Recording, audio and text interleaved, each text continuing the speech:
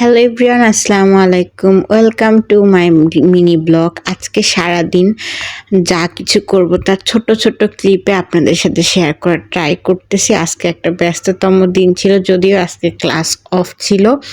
তো বাসায় বিভিন্ন কাজে কি কি করছে আমি আমার ডেইলি লাইফের ছোট ছোট বিষয় আপনাদের জানানোর ট্রাই করছি।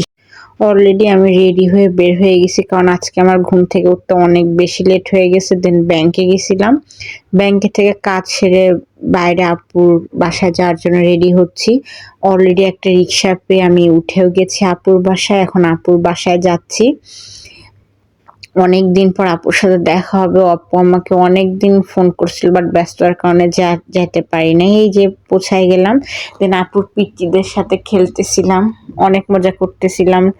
তো ওদের সাথে ছাদে আসছি, ইভেন ওরাও খালামুনি খালামুনি আমাকে দিয়ানা আরিয়ানা এরকম নামে ডাকে। অনেক বেশি ভালো লাগে এদের।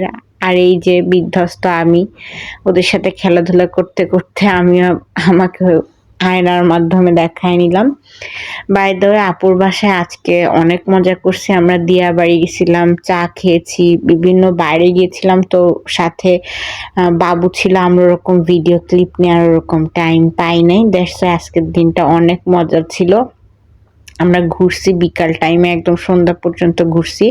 পরে বাসায় আসছি, আর আপুর রান্নাঘরে এই মিষ্টি আলুটা দেখে অনেক হাসি বের হয়েছে। অলরেডি গাছ বাড়ায় গেছে, তো আমি ভাবলাম এটাও ভিডিও করে ক্লিপে অ্যাড করে দিব। তারপর বাচ্চারা এখন অবশ্যই এই টাইমে ঘুমাচ্ছিল। দেন বাসায় এসে একটা বড় সারপ্রাইজ পাইলাম, যে আমাকে যে বিফ স্টিক যেটা এটা করে রাখছে, এটা খেতে কিন্তু অসম্ভব মজা। কারা কারা পছন্দ করেন জানান। ভিডিওটা এই পর্যন্ত। আল্লাহ হাফেজ।